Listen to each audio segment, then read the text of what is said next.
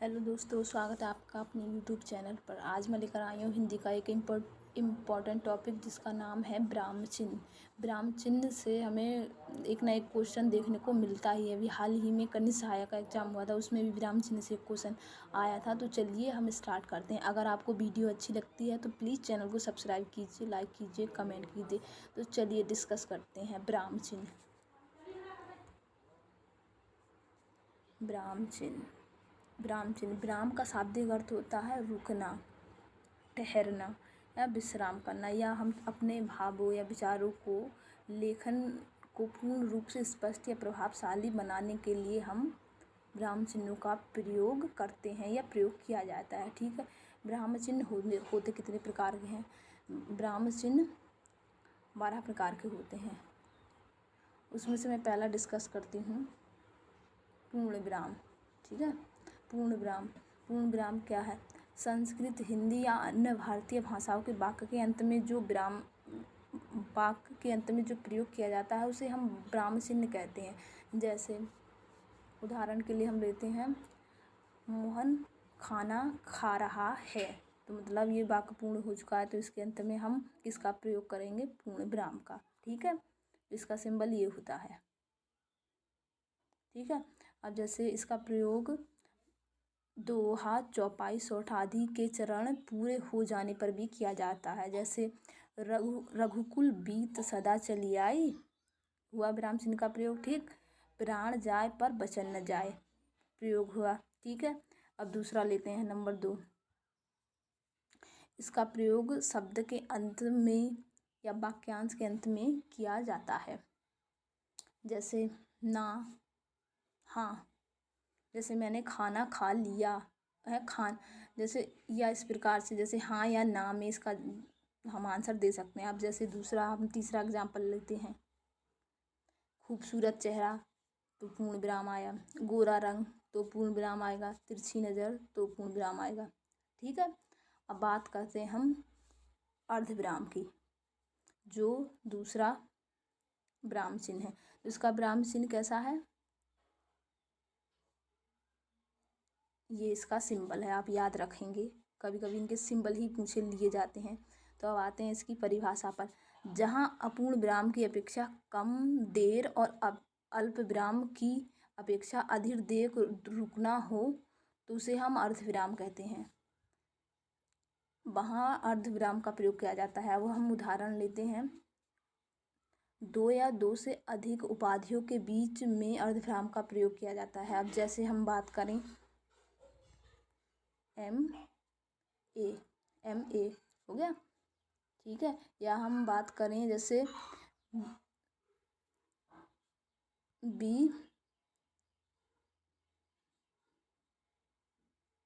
एक सेकेंड, जैसे अब बात करें हम BSC, तो इसमें हम अर्धविराम का प्रयोग किया जाता है। ठीक है। अब बात करते हैं हम तीसरे विराम की, जिसका नाम है अल्प विराम, जो इसका सिंबल है ये। आप इसका सिंबल जरूर याद रखेंगे।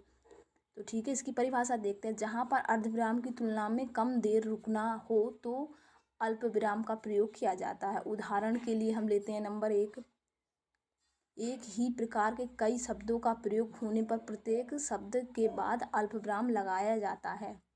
जैसे रघु अपनी संपत्ति, लगा अर्धविराम, अल्प विराम, भूमि, प्रतिष्ठा और मान मर्यादा खो बैठा। ठीक।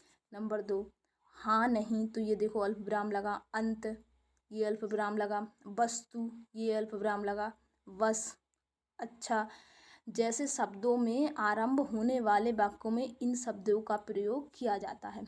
ठीक है। जैसे हाँ लिख सकता हूँ, हाँ लिख सकता हूँ। ठीक। नंबर, और नहीं तो अल्प विराम लगा, यह काम नहीं हो सकता। ठीक है। अंत, तो ये अल्प विराम लगा, कि तुम्हें ऐसा नहीं करना चाहिए। तो इस प्रकार के वाक्यों में हम अल्प विराम का प्रयोग करते हैं। अब बात करते हैं हम नेक्स्ट की। नेक्स्ट अल्प विराम है उद्धरण चिन्ह। इसका सिंबल है इस प्रकार से, इसका सिंबल याद रखेंगे हम। सॉरी,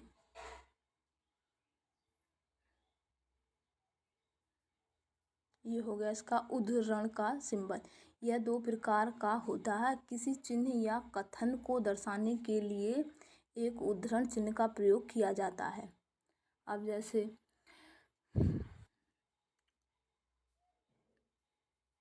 रघुकुल रीत सदा चली आए, तो यहाँ उद्धरण चिन्ह का प्रयोग किया गया है इस तरीके से। प्राण जाए पर वचन न जाए, और प्रारंभ में भी इसका प्रयोग किया गया है उद्धरण चिन्ह का, और अंत में भी उद्धरण चिन्ह का प्रयोग किया गया है। तो आप याद रखेंगे इसका सिंबल, उद्धरण चिन्ह का सिंबल ये है। ठीक, अब बात करते हैं नंबर 5 जो विराम है योजक चिन्ह। योजक चिन्ह का सिंबल है ये से छोटा कह सकते हैं। योजक चिन्ह का सिंबल ये कह सकते हैं, आप इसे याद रखेंगे। तो इसकी परिभाषा देखते हैं। दो या दो से अधिक शब्दों के बीच में योजक चिन्ह का प्रयोग किया जाता है। उदाहरण जैसे अगर हम लिखें माता पिता, तो इन शब्दों के बीच में योजक चिन्ह का प्रयोग किया जाता है। ठीक है, जैसे अब हम लिखें पाप पूर्ण, तो इनमें भी योजक चिन्ह का प्रयोग किया जाता है। और भी उदाहरण है, जैसे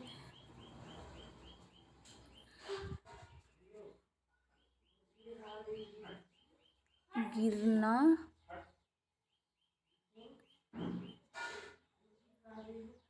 गिराना, इन शब्दों में योजक चिन्ह का प्रयोग किया जाता है। अब हम बात करते हैं दूसरे विराम की, निर्देशक चिन्ह।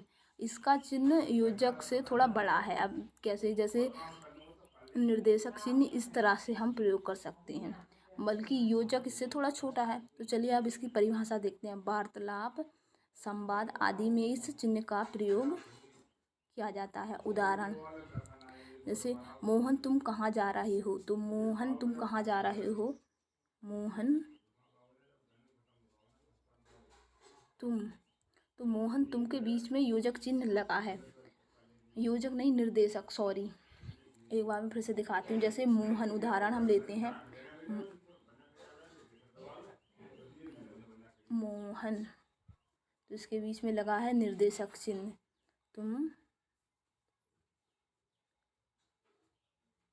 कहाँ जा रहे हो, इस टाइप से। तो इसमें निर्देशक चिन्ह का प्रयोग। अब जैसे सोहन कहेगा मैं अपने घर जा रहा हूँ, तो सोहन, तब निर्देशक चिन्ह लगेगा अपने घर। ठीक है, समझ में आया आपको। अब बात करते हैं हम दूसरे विराम चिन्ह की, जिसका नाम है विवरण विराम चिन्ह।